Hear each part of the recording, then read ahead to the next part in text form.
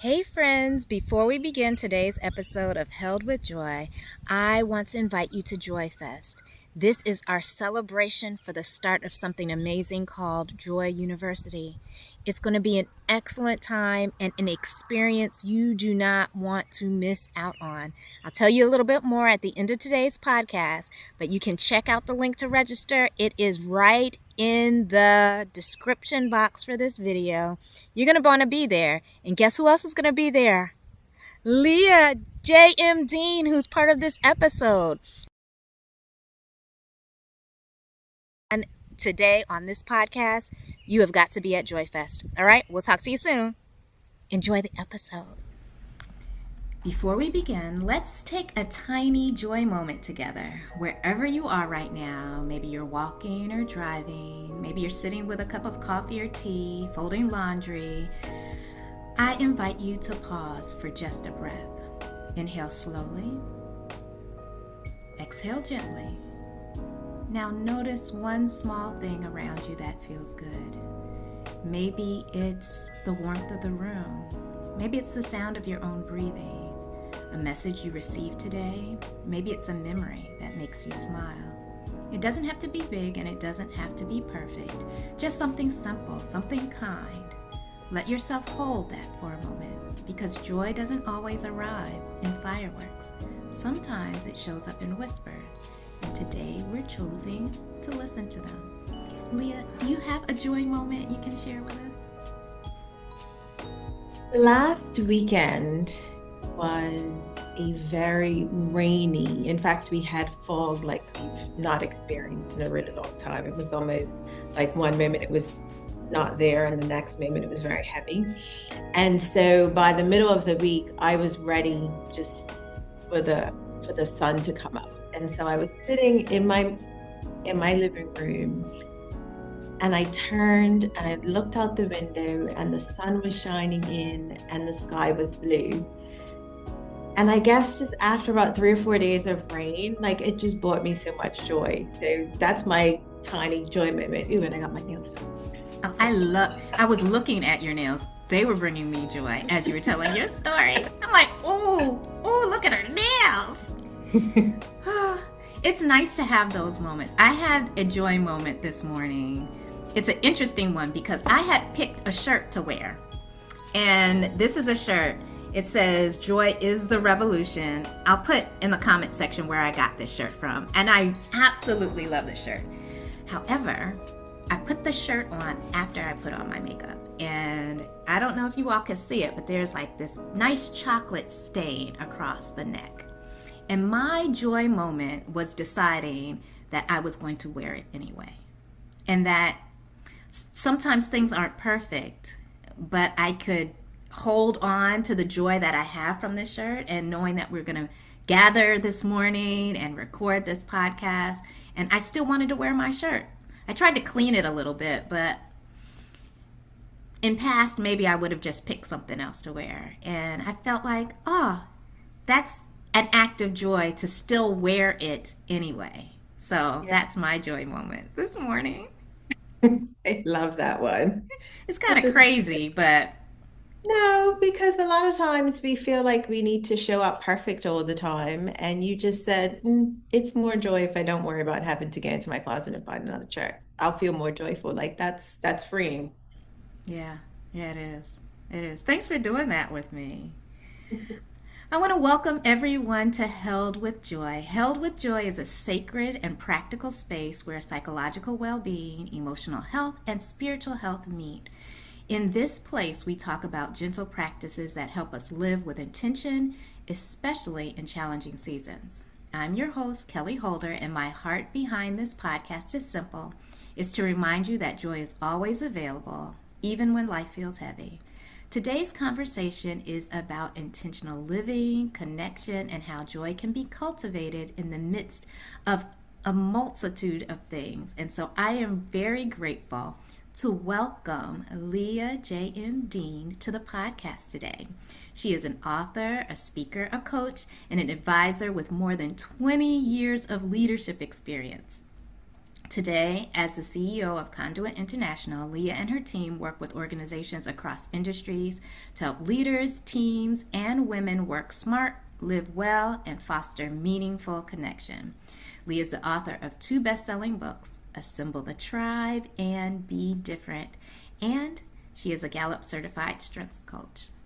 Leah, welcome to Held with Joy. Thank you for having me. And I was listening to that bio. It's actually 20 years of corporate experience. I started my business in 2019. So it's like Wow. 26 years-ish. So we're coming up on 30. Yeah, a lot of time working with people. Wow. Wow. And I say wow because parts of your life mark parts of my life. And so in my mind, I'm like, how can that be 20 years? We only look 25, Oh, right? yes, right. Why? Yeah. How about That that? part. That part. Oh, my goodness. Time moves. It moves for all of us.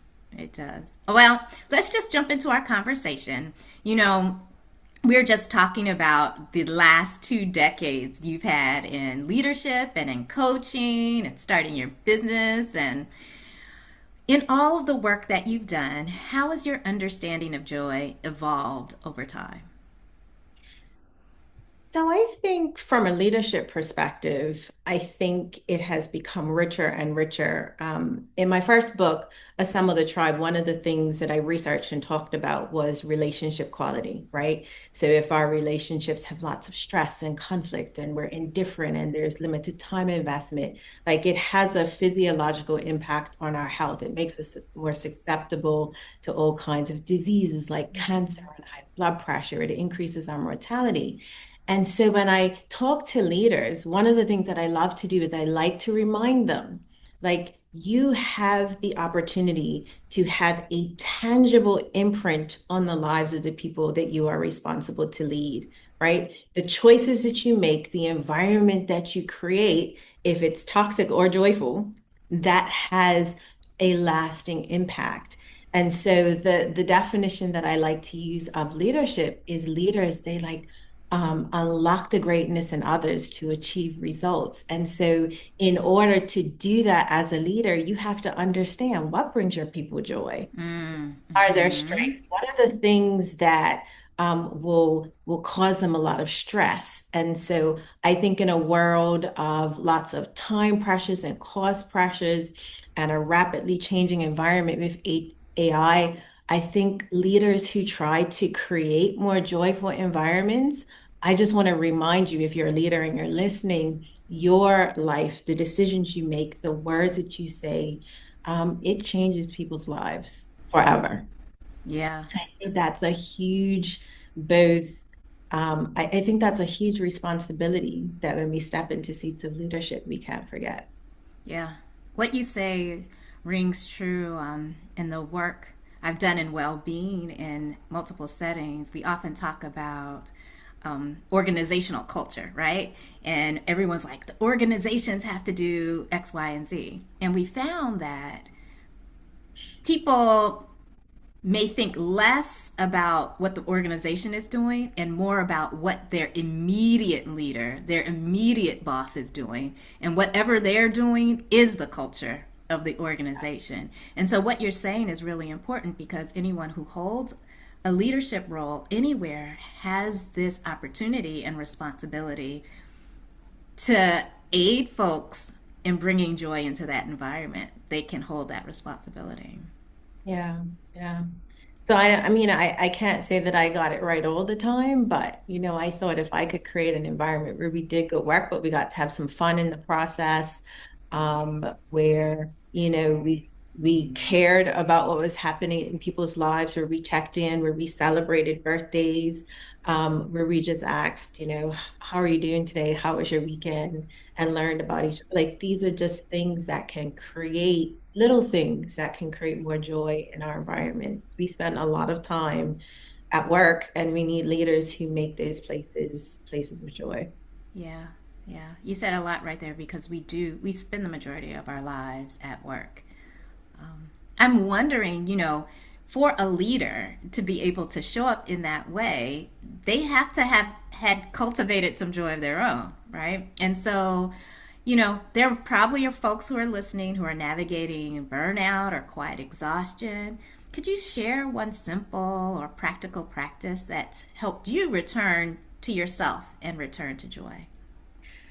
I just want to say to that leader, I am living right there with you. But one practice that has been really helpful, it's actually more of a spiritual practice that I've started to use in the last year. It's called relax your grip. Relax your grip. So, as you know, Kelly, every year I have a word of the year. Last year, my word was be still. It was based on the Bible text, be still and know that I am God. But when I started to research that text, initially I thought it was like, stop, because I am God. But when you study the text, it actually means the word is Rapha, which is often associated with hand in the Hebrew. And so what it's actually saying when you translate it is relax your grip because I Mm. am God. And then I found some other texts where it says, relax your grip because I will never relax my grip on you. And so when I start to get stressed these days or I start to feel overwhelmed, I think about what would it look like if I just relaxed my grip? Hmm.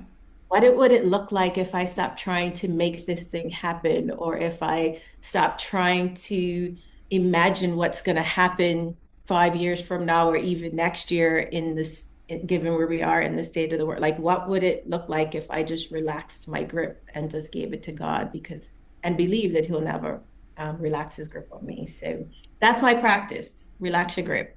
I love that. There's something very calming just about the phrase. Saying that you've been using, that practice, relax your grip, requires a certain level of trust, a certain level of trust in God. Can you just share a little bit about how that trust in God aids you with getting to that place of being able to relax your grip? Trust in God sometimes is a very, I'm not sure if I'm going to answer this in the right way, but here's what I have. Trust in God sometimes can be a very nebulous thing. Like Mm-hmm. we say trust in God, but what does that really mean? Mm-hmm. And so one of the things that I did when I started my business is I started to write down what I call God moments, where I felt like He was speaking to me or where He had made something happen that I couldn't happen on my own. And then over time, as I read back through those journals, not I can trace him. Not only can I trust him, I can trace him. Like there are examples, and if we pause for a minute, we can think of so many examples of where God has shown up and done things that we couldn't do for ourselves. Yeah.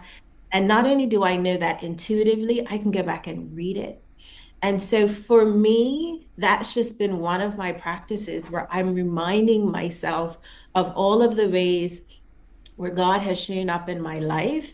And so that allows me then to trust, that allows me to relax because I can remember that not only does that promise hold true for everyone who reads it, I've seen it in my life. But sometimes when we're stressed, we don't remember. And so Yeah. creating these ways for me to remember really has helped with my personal trust. Yeah. I love how you're able to trace what God has already done. So that gives you the power and the courage to relax your grip because you've already seen the evidence in your own life. I was talking to my daughter who's returning back to school from her spring break, going back to college. And we were talking about the beauty in writing prayers. Oftentimes we talk about lots of people just pray spontaneously, but there can be a benefit to writing prayers. And in those prayers, we can recount and thank God for the things that have already happened. Because, like you said, when we are stressed, we forget. And if we're stressed and we forget, it makes it really hard to relax our grip. Yeah. Yeah, so that's really lovely. Really lovely. Okay, so I just brought up my 19-year-old. And so I'm also wondering for you, given the lessons that you've learned, are there messages that you would give your younger self if you were able to, based on what you've learned in your journey so far? Ooh, my younger self. I, my younger self. There's so many things I would tell my younger self, but I'll choose this one. My mission for my business right now is to help people work smart, live well, and connect people. And the live well part at this age, it is a bit of a challenge. Like in this season, I really want to live well, but it's hard, right? Between life, aging parents, everything that's happening all around us. Some days it feels really heavy, and nobody told me that as I got older, it was going to feel so heavy. So I would tell my younger self, I want to particularly focus on wellness because just this week I was lamenting with some of my friends, like, oh, I wish I could do those things that I used to do, or it would be so great if the things that used to work worked, or if I could just figure out how to get back to that place.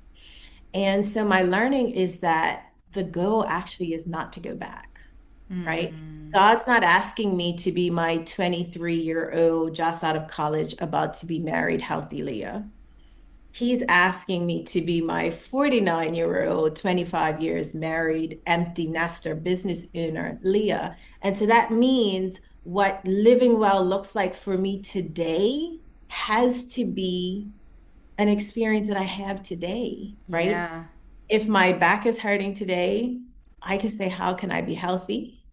if my if I can't go for a run today, I can still say, how can I be healthy? And we know when we're phoning it in, right? We know right. that we're choosing to drink our water and eat our salad versus sitting on the couch eating ice cream. Like living well is not about going back. It's just Right. about saying, how can I be the best version of myself right here today? And I think when I started to let go, like mentally, of trying to get back to who I was and saying, how can I just be healthy as this version? I think God opened up, or actually, no, I'm going to say He is in the process of opening up a different level of joy because I'm no longer uh, focused on what was. I'm focused Mm, on where I am right now. And I think that there's a lot of joy in that yeah, for my younger self, yeah, right? Always trying to get back to that size or that practice or that routine. Like life just doesn't always allow for it, but we can experience joy right where we are. right where we are. Yeah, there's something really beautiful about being able to see what's possible in the moment. Where your advice resonates with me as I think about my younger self always looking forward and being able and often saying, well, if once I get this done, or once this happens, or once that happens, right? And so whether it's looking back or it's looking forward, it keeps us from what is right now. Like, what could I do right now? What's available to me right now? How is God meeting me right here? What tools are available right here? Yes. Yeah. Yeah. It's really good. It's really good. All right. I can't believe our time has gone this quickly. So I will Wow. ask one last question. And this really is for the person who's listening who might feel disconnected from joy right now. What would you gently, in the gentlest of ways, encourage them to remember? So I want to tell your listener that I almost didn't say yes to the podcast today because I was feeling a little disconnected from joy. Even just this past week, I was struggling with some things. And so I don't know your specific pain, but I can definitely appreciate the struggle. And in the past, I used to define joy as this feeling of contentment and happiness. Mm, But life is continually reminding me, and my devotion life reminds me that joy isn't happiness, a feeling of happiness or contentment. It's actually a gift. And if we choose to accept the gift, then joy is always present, right? yeah. No matter what's happening all around us, the smile of a stranger, the chirping of birds, the text from a friend, hanging out on a podcast with Kelly, a quiet time with tea, listening to music, looking outside at the sunshine. Joy is always present. But we have to choose to accept the gift. So that's my encouragement to your listeners today. Yes, it's hard. Yes, life is heavy. But if you accept joy as a gift, it will always be there for you. I love that so much. Joy is a gift that is always available. Leah, thank you so much for sharing your time and your wisdom and your heart with us today. I'm so glad that you were here. And it went by just like that. I know. Joy can also be quick. I'm learning that. For everyone listening, I just want to remind you that through it all, today we were reminded that joy is available. It's available in every season and in every experience. It doesn't always come easily, and it doesn't always look the way we expect. Sometimes joy is quiet. Sometimes it's found in strength. Sometimes it's found in rest. Today we learned that joy is a gift, and it is there. However, if today you're listening and you're having trouble reaching it, if it feels far away or buried underneath everything you're carrying, please remember this. You are seen, you are valued, you matter, and you are held with joy. Thank you for being here, and thank you for listening. Until next time, take gentle care of yourself. Bye now. Hey friends, did you enjoy today's episode? It was so good, especially the part about having joy now. And that's what Joy Fest is all about. So if you haven't already registered, get into that comment box, the description box, click the link and register. You need to be there. There'll be more conversations like these and all these wonderful experiences that we are cultivating for you. Also a few prizes, all right? So I look forward to seeing you there, all right? See you at Joy Fest on June 28th, 2 p.m. It's virtual. So you can be there. Show up on your phone or your laptop, all right? See you soon.